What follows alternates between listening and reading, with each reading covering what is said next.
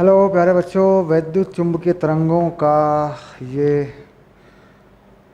अगला वीडियो है। अगली क्लास में हम लोग आ गए हैं। सूत्र जो है हमने सारे बना लिए हैं। इसके जो भी सूत्र थे हम अपने पिछले 3 वीडियो में बना गए हैं और हम तरंग के समीकरण के बारे में भी समझ चुके हैं। ठीक, तरंगों के समीकरण 11वीं कक्षा में जा कर के भी थोड़ा सा इसको समझा जा सकता है। 11वीं क्लास का बिल्कुल आखिरी का जो चैप्टर है, बिल्कुल लास्ट का अध्याय है, वहाँ जाकर भी थोड़ा सा इसको समझा जा सकता है, क्योंकि ज़रूरी है। मैंने बताया था पहले वीडियो में कि भाई तरंग के जो गुण होते हैं, किसी भी तरंग में जो गुण होते हैं और समीकरण उसका क्या होता है, उसमें कहाँ तरंगदैर्घ्य होती है, कहाँ उसमें वेग उसकी चाल होती है, कहाँ कण का वेग होता है, कहाँ विस्थापन होता है, ये सारी चीज़ें, आवृत्ति है ना, ये सब चीज़ें जो है, कला कोण, ये सब चीज़ें बेसिक हैं वेव के बारे में। ठीक, तो ये 11वीं कक्षा में जाके भी देखा जा सकता है। ठीक, चलिए पहला उदाहरण हम कर चुके हैं, अब हम ले रहे हैं दूसरा उदाहरण। ठीक, शुरू करते हैं, क्योंकि अब उदाहरण पर हम आ गए हैं।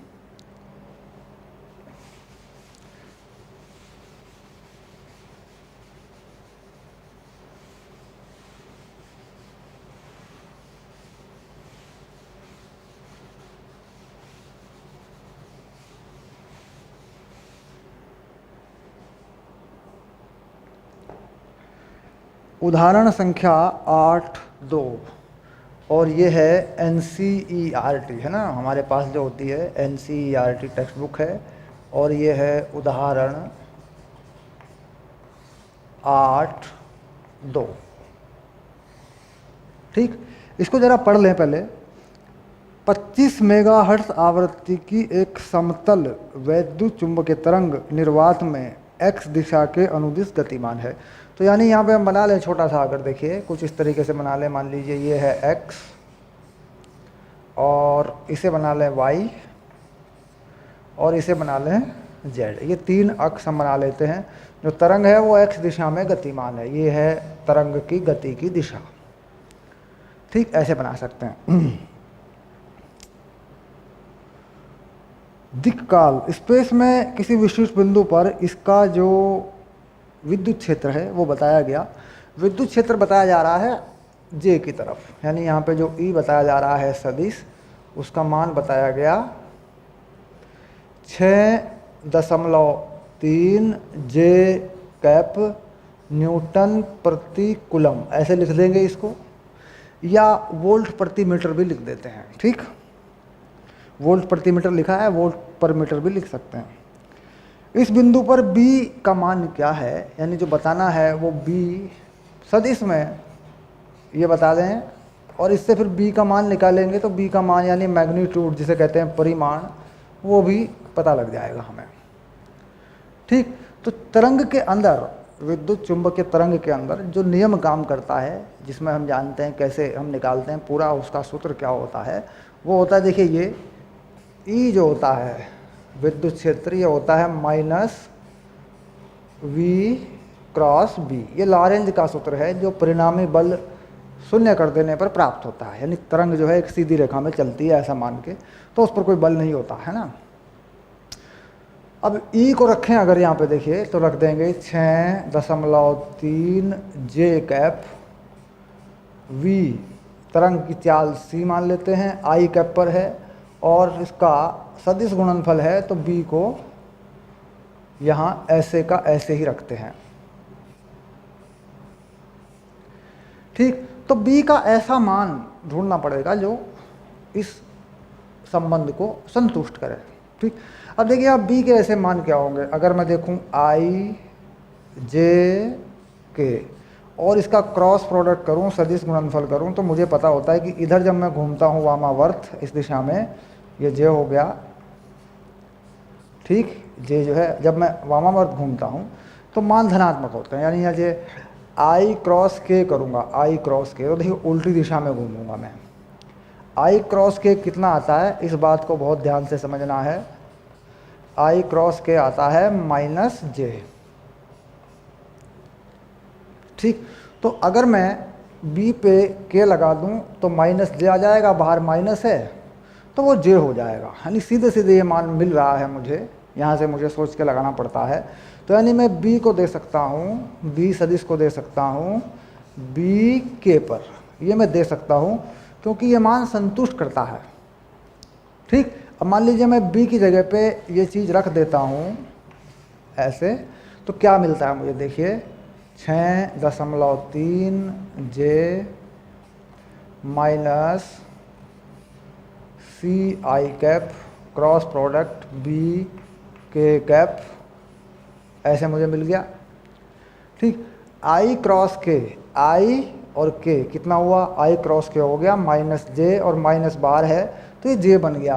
कुल मिला के ये जो चीज़ है ये मेरे पास बन के आ गई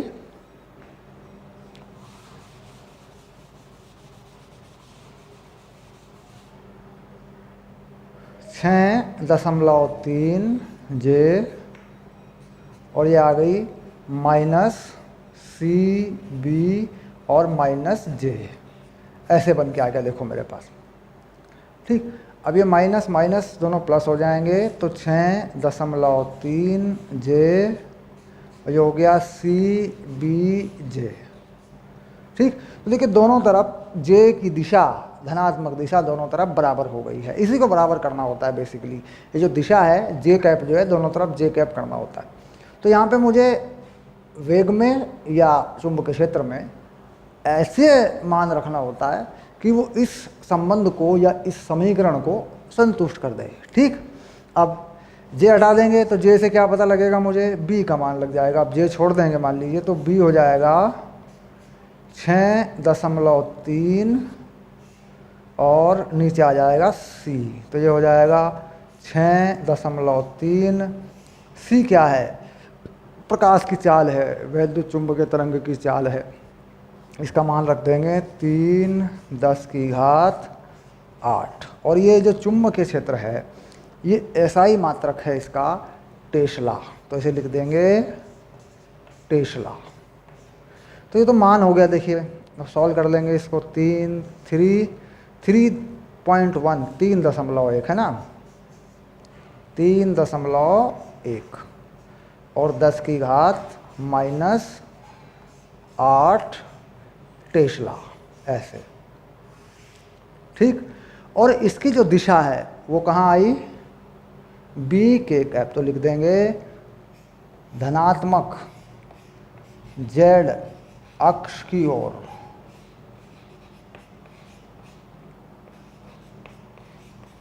ऐसे, या धनात्मक जेड अक्ष के अनुदिश, ऐसे लिख देंगे।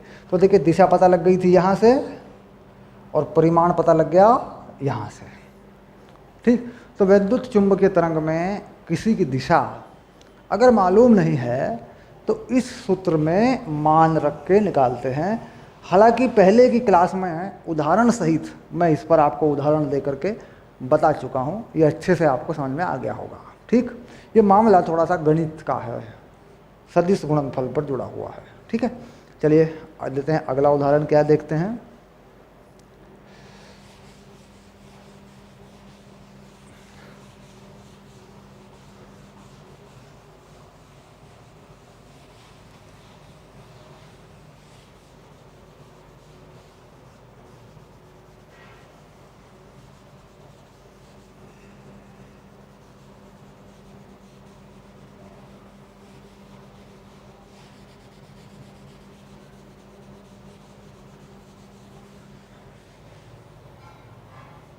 उदाहरण संख्या 8.3।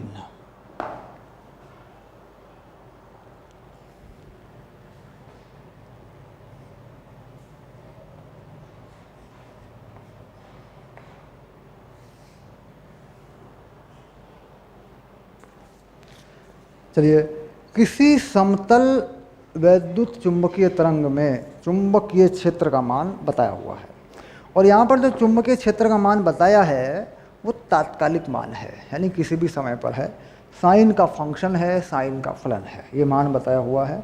अब देखिए क्या क्या बातें पूछता है। ये कहता है जो चुंबकीय क्षेत्र है वो y अक्ष पर है, बी वाई, और ये है 2×10⁻⁷ टेस्ला में है ये, और साइन 0.5 गुणा 10⁻³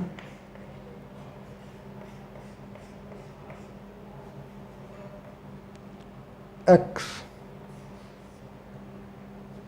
प्लस 1.5 गुणा 10⁻11t। ठीक, तो ये समीकरण दिया हुआ है, सभी SI मात्रक हैं। ठीक, तो यहाँ पर हम जानते हैं कि साइन में अंदर की तरफ देखो, ये जो चीज़ होती है ये होती है ओमेगा, कोणीय आवृत्ति। ये है 1.5 10⁻11, हम इसे नापते हैं रेडियन प्रति सेकंड में। ठीक, हम इससे आवृत्ति भी निकाल सकते हैं, हर्ट्ज वाली आवृत्ति। तो इसे क्या लिखते हैं हम लोग, इसे लिखते हैं 2πν 1.5 10⁻11, तो न्यू आ जाएगी हर्ट्ज में 1.5 10⁻11/2π। ठीक, ये न्यू भी आ जाएगी। ये किस में आएगी, ये आएगी हर्ट्ज में। ये है कोणीय आवृत्ति और ये है आवृत्ति। बात स्पष्ट हुई। यहाँ पर जो चीज़ दी होती है x के साथ में, इसे कहते हैं k, जो k का मान बताया है 0.5 गुणा 10⁻³ इसे हम कहते हैं 2π/λ 0.5 गुणा 10⁻³ यहाँ से लैम्बडा का मान आ जाएगा 2π/0.5 गुणा 10⁻³ यह आएगा मीटर में। इसे कहते हैं वेवलेंथ तरंग दैर्घ्य। ठीक है, ये दोनों मान सामान्यतः मिल जाएंगे। चुंबकीय क्षेत्र का जो ये आयाम है इसे कहते हैं हम लोग B0। तो B0 का मान ये भी आ गया 2 गुणा 10⁻⁻7 टेस्ला। यहाँ से हमें विद्युत क्षेत्र का मान मिल जाता है। देखो, विद्युत क्षेत्र E0 = CB0 का एक सूत्र हम जान रहे हैं। तो हम चाहते हैं E, तो कितना हो गया E0, C 3 गुणा 10⁻8 और गुणा 2 गुणा 10⁻⁻7, तो ये बन गया 60। इसे लिख देते हैं वोल्ट प्रति मीटर, है ना, ऐसे भी लिख देते हैं इसको। ठीक, या न्यूटन पर कूलम भी लिख देते हैं। यानी ये अधिकतम विद्युत क्षेत्र का अधिकतम मान है, यानी विद्युत क्षेत्र का ये आयाम है। क्योंकि यहाँ पे हमने चुंबकीय क्षेत्र का आयाम लगाया है, तो इस सूत्र से हमें विद्युत क्षेत्र का आयाम मिल जाएगा। ठीक, चलिए, ये सारी बातें हो गई। अब देखते हैं, ये सामान्य जानकारियाँ हैं। किसी भी प्रश्न में क्या पूछा जाएगा ये बाद की बात है, ये सब सामान्य जानकारियाँ हैं। प्रश्न में क्या पूछा गया हमने अभी तक पढ़ा नहीं है, ये चीज़ें हमने निकाल ली हैं ऐसे ही, क्योंकि ये सारी चीज़ें एक तरंग के समीकरण में होती हैं। अब कह रहा तरंग की आवृत्ति तथा तरंग दैर्घ्य क्या है। देखिए, ये रहा तरंग दैर्घ्य और यही आवृत्ति। ठीक, विद्युत क्षेत्र के लिए व्यंजक लिखिए। विद्युत क्षेत्र के लिए व्यंजक लिखिए। अब देखिए, तरंग चल किस दिशा में रही है। तरंग चल रही है x ऋणात्मक दिशा में, यानी तरंग की गति की दिशा, है ना, -x अक्ष पर है, ऐसा मान देते हैं। ठीक है, -x अक्ष पर है या -x अक्ष के अनुदिश है। तो ये जो चीज़ होती है, जिस दिशा में तरंग चल रही है, इसमें कोई परिवर्तन नहीं होता, क्योंकि तरंग का गुण है, तरंग के चलने का जो गुण है वो यहाँ बता रहा है। यहाँ उसकी आवृत्ति है, उसकी चाल है, उसकी चलने की दिशा है। अब ये तो पक्का हो गया कि तरंग जो है वो x अक्ष पे जा रही है और ये सारी चीज़ें जो कि त्यों बनी रहेंगी। अब ये जो देखिए, चुंबकीय क्षेत्र y अक्ष पर है और विद्युत क्षेत्र चुंबकीय क्षेत्र के लंबवत होना चाहिए। तो तरंग किस पे जा रही है, x अक्ष पे। y अक्ष पे कौन हो गया, चुंबकीय क्षेत्र। तो अब कौन सा अक्ष बचा जिस पे विद्युत क्षेत्र होगा या हो सकता है, तो क्या कह रहे हैं उसको, उसे लिख सकते हैं ई जेड और ई नॉट यानी 60 साइन, और ये जो कहता हूँ 0.5 गुना 10 की घात 3x प्लस 1.5 गुना 10 की घात 11 t ये हो सकता है। ये z अक्ष के अनुदिश विद्युत क्षेत्र हो सकता है। अब यहाँ पर बात ये आती है कि क्या सिर्फ z अक्ष के अनुदिश हो सकता है, क्योंकि y अक्ष के जो लंबवत अक्ष पड़ेगा वो z अक्ष ही पड़ेगा। ठीक, अगर y z तल में हो तो फिर बहुत से हो सकते हैं। y z तल का मतलब y z के तल में हो, फिर बहुत सी दिशाएं हो सकती हैं जो एक दूसरे के लंबवत होंगी, लेकिन चूंकि पक्का कर दिया कि ये y अक्ष पर है तो y अक्ष के लंबवत कौन सा अक्ष पड़ेगा? z अक्ष पड़ेगा। ठीक, क्यों? क्योंकि जो तरंग चल रही है वो x अक्ष पर चल रही है। तो ये बन जाएगा विद्युत क्षेत्र का व्यंजक। मान कैसे मिला, आयाम कैसे मिला? यहाँ से मिलेगा, देखिए यहाँ से मिलेगा आयाम, विद्युत क्षेत्र का अधिकतम मान। चलने की दिशा ये रही, ये जो कि त्यों रहेगी। तरंग के चलने की दिशा, तरंग की चाल, तरंग की आवृत्ति, तरंग का दैर्घ्य, वो सब यहाँ होता है। यहाँ वो मान होते हैं जो विद्युत या चुंबकीय क्षेत्र के आयाम होते हैं या विस्थापन होते हैं, और वो परस्पर एक दूसरे से लंबवत होते हैं। बात सीधी समझ में आ गई होगी, क्योंकि इसके उदाहरण हम पहले ले चुके हैं अच्छे से। ठीक है,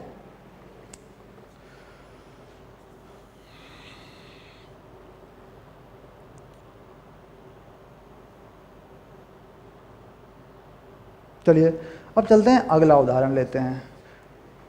विद्युत चुंबकीय तरंगों द्वारा आरोपित बल, उनमें कितनी तीव्रता है, उनका दाब कितना है, अगर वो किसी पृष्ठ पर गिरती हैं तो कितना दाब डालती हैं, कितना प्रेशर पड़ता है, इन सब बातों पर आधारित है आगे वाले 2 सवाल, 2 प्रश्न जो है बहुत ही महत्वपूर्ण सवाल हैं। ठीक है, इनको करते हैं।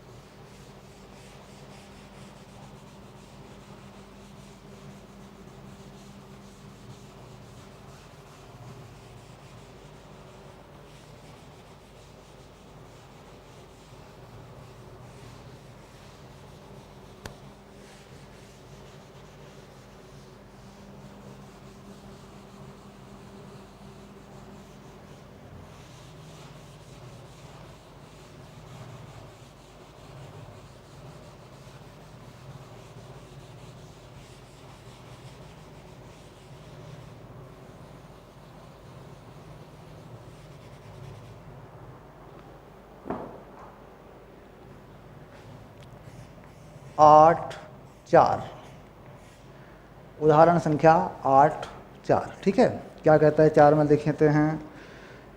18 वॉट पर सेंटीमीटर स्क्वायर की ऊर्जा फ्लक्स का प्रकाश की अपरावर्तक सतह पर अभिलंबत आपतित होता है।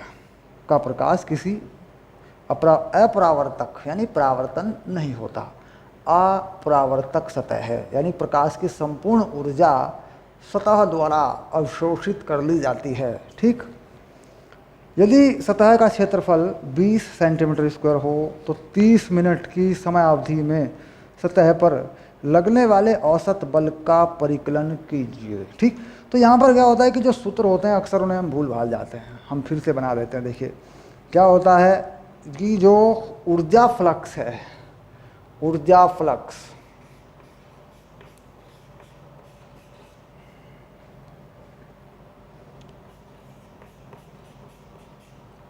हम इसे तीव्रता भी कह देते हैं, यानी इसे कह सकते हैं हम तीव्रता, इंटेंसिटी ये भी कह देते हैं। कितना दिया हुआ है? 18 वॉट पर सेंटीमीटर स्क्वायर। ठीक, यानी शक्ति एकांक क्षेत्रफल पर गिरने वाली शक्ति, प्रकाश जो आपतित होता है वो वाली चीज़ है। ठीक, अब यहाँ पर कितने क्षेत्रफल पर गिरता है। तो क्षेत्रफल कितना है,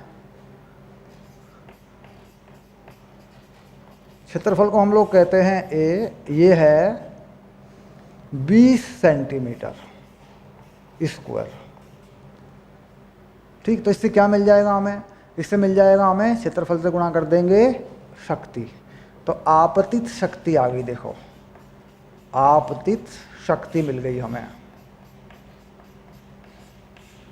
आपतित शक्ति हमारे पास कितने आ गई, 18 गुणा 20, ये हो गई 360 वाट। ठीक, क्योंकि इसको जैसे हम क्षेत्रफल से गुणा करेंगे वाट मिलेगा, तो ये हो गया आपतित शक्ति जो है IA के बराबर होती है। ठीक, यानी ये चीज़ जो हो गई, ये हो गई IA के बराबर। अब आई आपतित ऊर्जा, 20-30 मिनट की अवधि में आपतित ऊर्जा। तो कुल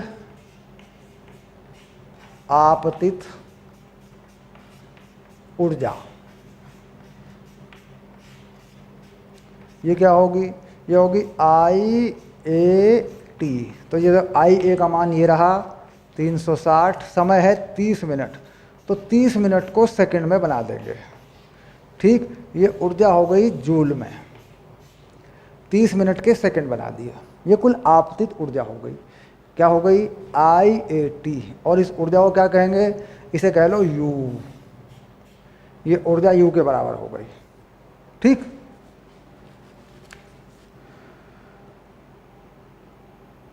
औसत बल का परिकलन कीजिए। ठीक, अब बात आती है कि संवेग कितना होगा, जो संवेग होता है। तो संवेग कितना हुआ,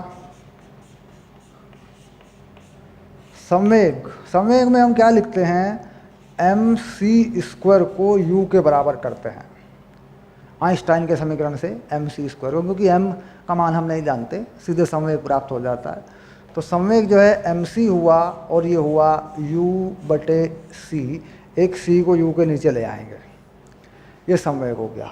ठीक, अब बल जो होगा वो होगा संवेग परिवर्तन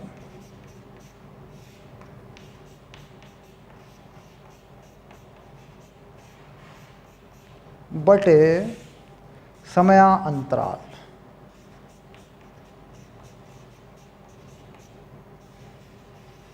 ये बल होगा। तो संवेग परिवर्तन कितना होगा, mc - 0, यानी कुल मान अगर देखें बल निकालने के लिए, ये होगा mc - 0, और समय होगा t, जो भी समय होगा, जितने समय में ये लगेगा। अब यहाँ पर हम ज़्यादातर क्या करते हैं, अंतिम संवेग माइनस प्रारंभिक संवेग भी लिख देते हैं। तो ये क्या है, ये जो है संवेग परिवर्तन का परिमाण है। ये कब है, अंत में 0 क्यों है, इसको समझ लें। जो प्रकाश है वो जा रहा है संवेग mc से, और जब वो सतह पर लगा तो वापस नहीं आया, सतह पे जाके उसकी चाल 0 हो गई, तो पूरी तरह वो रुक गया, यानी प्रकाश पूरी तरह सतह में अवशोषित हो गया। तो अंतिम संवेग 0 लगा दिया। ठीक, फॉर्मूले में क्या होता है, अंतिम संवेग माइनस प्रारंभिक संवेग होता है। ठीक, क्योंकि हमें परिमाण निकालना है, तो परिमाण में फिर हमने क्या किया कि सीधे घटा दिया, ज़्यादा में से कम वाला घटा दिया। ठीक, तो कुल मिला के ये वैल्यू आ गई mc/t। mc का मान U/c है। ठीक, तो U/ct ये आ गया। ठीक, अब यहाँ पर जो समय है t, वो है पूरा 30 मिनट का समय। ये वो समय है, देखिए ये वो समय है 30 मिनट का समय। ये t यहाँ पर लगी हुई है, क्योंकि ये घटना जो हुई है 30 मिनट में हुई है। तो बल कितना हो गया, बल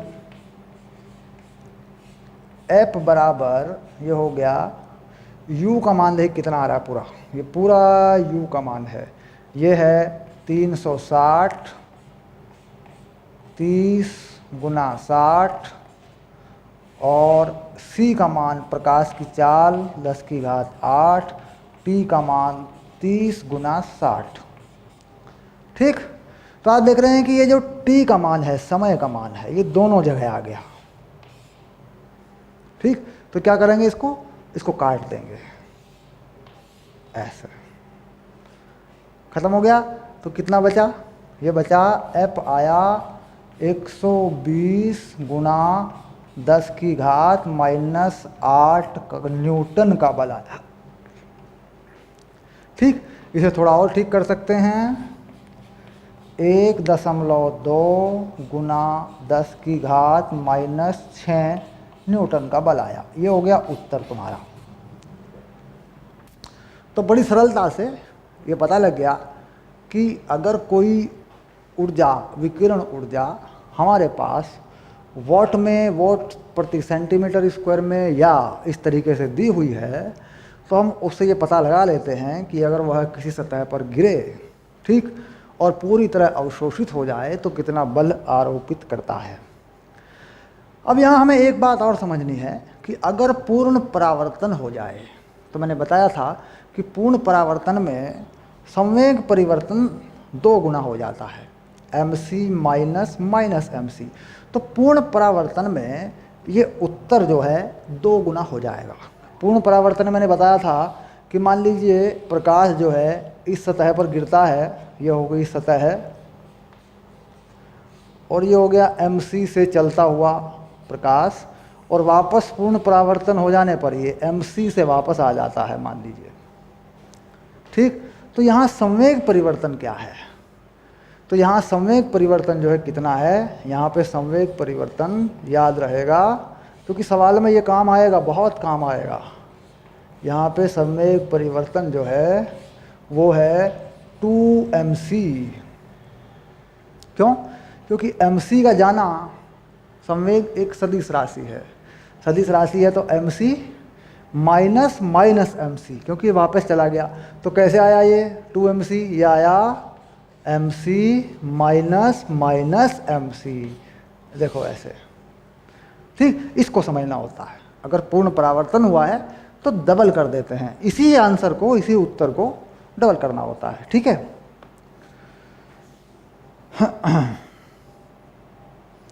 चलिए अब लेते हैं अगला उदाहरण, 5 नंबर का उदाहरण।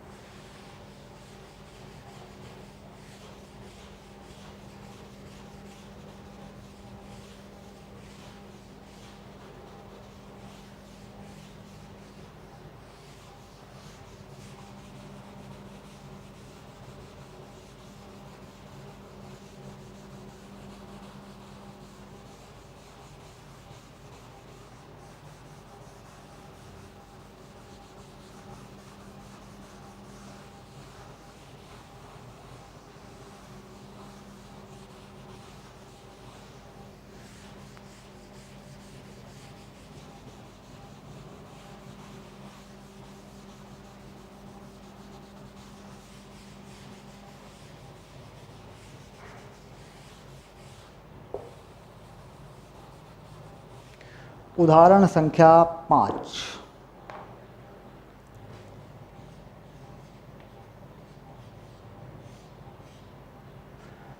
उदाहरण संख्या 5 को पढ़ते हैं।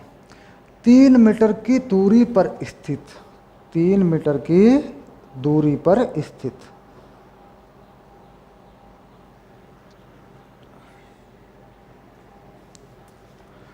किसी 100 वाट के बल्ब से आ रहे विकिरण द्वारा उत्पन्न विद्युत एवं चुंबकीय क्षेत्रों की गणना कीजिए। आप यह जानते हैं कि बल्ब की दक्षता 2.5% है और यह एक बिंदु स्रोत है।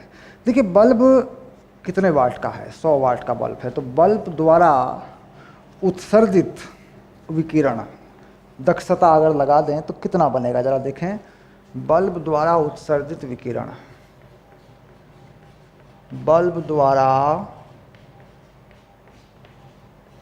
उत्सर्जित विकिरण,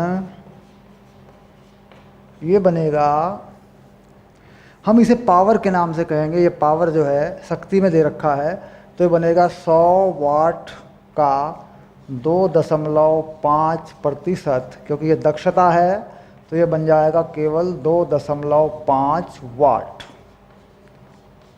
ठीक, ये शक्ति हो गई। और ये जो बल्ब है, इस बल्ब को मान लीजिए एक बिंदु स्रोत मान लें यहाँ से, ये बल्ब है ऐसे, ठीक, इससे चारों तरफ 3 मीटर त्रिज्या का आकाश बनाया, एक गोला बना लिया आकाश में एक गोला बना लिया। ये जो आर है इसका मान है 3 मीटर त्रिज्या, 3 मीटर की ये त्रिज्या है।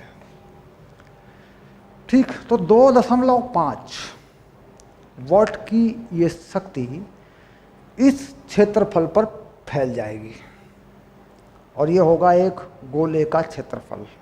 तो गोले के एकांक क्षेत्रफल पर एकांक समय में फैली हुई शक्ति अगर देखी जाए उसे कहते हैं तीव्रता। ठीक, तो कितनी मिलेगी? R बराबर 3 मीटर त्रिज्या के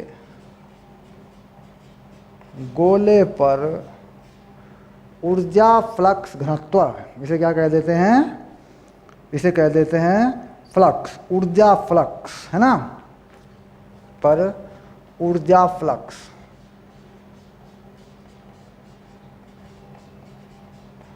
और दूसरा नाम क्या है इसका? इसे तीव्रता भी कह देते हैं, ऐसे। ठीक, कितना आ जाएगा ये आ जाएगा I बोलते हैं इसको। कुल कितनी ऊर्जा? ये है 2.5 और गोले के पृष्ठ का क्षेत्रफल जिस पर ये प्रकाश फैलेगा वो है 4 पाई R², यानी 3 का स्क्वायर। ठीक, ये हो जाएगी वाट पर मीटर स्क्वायर, वाट पर मीटर स्क्वायर। ठीक, अब हम इससे निकाल सकते हैं ऊर्जा, जो विद्युत क्षेत्र और चुंबकीय क्षेत्र का मान। तो हमें देखना है कि जो ऊर्जा है वो कितनी बनेगी और ऊर्जा में चुंबकीय क्षेत्र और विद्युत क्षेत्र कितने होंगे। तो हमने एक बात यहाँ पता की थी कि ये जो चीज़ होती है ये 2 भागों में बंटती है। I/2C ये बनती है विद्युत क्षेत्र में और ये बराबर होती है 1/2 एप्सिलॉन नॉट ERMS के स्क्वायर के, आधी। और आधी बटती है ये सूत्र हमने बनाया था, हमने समझ लिया था इसको पीछे वाली क्लास में। I/2C ये आधी जो बटती है ये जाती है चुंबकीय क्षेत्र में BRMS/2μ0। ठीक, दोनों में इस तरीके से ये जाती है। ठीक, अब मान लीजिए मैं इसको आधा करके यहाँ डाल दूँ, इस जगह पे डाल दूँ। ठीक, तो मुझे देखिए ERMS का मान मिलेगा। ठीक, अब देखिए मैं इसे आधा करता हूँ, पहले आधा कर देता हूँ तो कितनी हो जाएगी? 2.5 8 पाई 9, यानी यहाँ 2 लगाऊंगा तो 8 हो जाएगा, 9 हो जाएगा 72 पाई, तो हो जाएगा 72 या 72 पाई। ये बराबर हो जाएगी 1/2 एप्सिलॉन नॉट ERMS का स्क्वायर। ये चीज़ यहाँ से आ जाएगी। तो यहाँ से मुझे क्या मिलेगा? ERMS का मान मिलेगा। ERMS का मान कितना मुझे यहाँ से मिलेगा वो मैं बता देता हूँ आपको। वो मिलेगा मुझे 2.9 वोल्ट, 2.9 वोल्ट मिलेगा मुझे। ठीक, अब मैं यहाँ से E का आयाम निकालूंगा। E का आयाम, आयाम से मतलब अधिकतम विद्युत क्षेत्र। तो क्या करूँगा मैं? ERMS को वर्गमूल 2 से गुणा कर दूंगा तो मुझे आयाम भी मिल जाएगा। ये आप जानते हैं वर्ग माध्यमूल मान से आयाम या अधिकतम मान कैसे निकालते हैं। ठीक, अब मैं यहाँ से इसी तरीके से चुंबकीय क्षेत्र का मान निकालना चाहता हूँ। तो यहाँ से निकालने की आवश्यकता नहीं है, यहाँ से निकालने की आवश्यकता नहीं है। ठीक, दूसरे सूत्र का इस्तेमाल कर सकते हैं। एक सूत्र और भी होता है, वो क्या होता है, ERMS CBRMS। ठीक, तो यानी जब E मिल गया, ये ERMS मिल गया, ठीक, तो अब इतनी लंबी कैलकुलेशन करने की क्या ज़रूरत है, हमारे पास तो सूत्र है, E और B में संबंध है, वर्ग माध्य मूल मान हो या अधिकतम मान हो।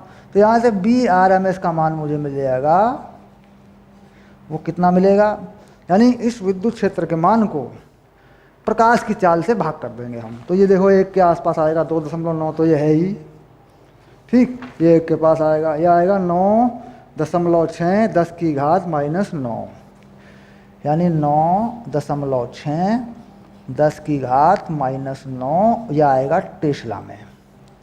ठीक, ये BRMS का मान है। और अगर इसका शिखर मान चाहता हूँ तो वर्गमूल 2 से गुणा कर लूँगा इसको, ये हो गया इसका शिखर मान। शिखर मान मतलब आयाम, इसे आयाम भी कह देते हैं, अभी अभी जैसे मैंने बताया आयाम। तो ये क्या हो जाएगा, ये हो जाएगा BRMS को वर्गमूल 2 से गुणा कर दिया। यानी जो मान यहाँ से प्राप्त होते हैं, इस सूत्रों से जो प्राप्त होते हैं, वो कैसे मान होते हैं, वो RMS मान होते हैं। बाद में अगर उनके आयाम बनाने हैं, अगर उनके अधिकतम मान बनाने हैं, जो तरंग के समीकरण में लगे होते हैं वो आयाम होते हैं। तरंग के समीकरण में जो लगे होते हैं वो आयाम होते हैं। मान लीजिए B लिखता हूँ, जैसे मान लिख दूँ BY और B0 sin ωt -kx लिख दूँ, हैं। तो ये जो मान है ये आयाम है, ये है B शिखर, ये शिखर मान होता है। यहाँ पे RMS मान लगा हुआ नहीं होता, ठीक। तो याद रहे, यहाँ से जो प्राप्त होता है ऊर्जाओं से, ऊर्जाओं के संबंधों से जो प्राप्त होता है वो RMS मान होता है। अगर उसे समीकरण में लगाना हो तो शिखर मान बनाकर लगाते हैं। शिखर मान बनाने के लिए RMS मान को वर्गमूल 2 से गुणा करके तब यहाँ लगाते हैं, अगर समीकरण में बदलना हो तो, ठीक। तो ये थे हमारे बहुत ही इम्पोर्टेंट, बहुत ही महत्वपूर्ण 4 उदाहरण, 2, 3, 4, 5, जो ऊर्जाओं पर दाब कितना पड़ेगा, बल कितना पड़ेगा, संवेग कितना होगा, समीकरण में क्या क्या होता है, ये सारी बातें इन 4 उदाहरणों में हमने पूरी कर ली है अपने। इससे पीछे की क्लास अगर एक बार देख लें आप, पूरी देख लें उस क्लास को, तो मज़ा आ जाए। फिर बोर्ड में तुम्हारे 4 नंबर एकदम पक्के हो जाएंगे, क्योंकि बाकी जो चीज़ें हैं इस चैप्टर में वो थ्योरेटिकल हैं, वो याद करने की हैं, ठीक। उन पर भी मैं चर्चा करूँगा एक एक करके, ठीक। चलिए मिलते हैं अगली क्लास में, ओके।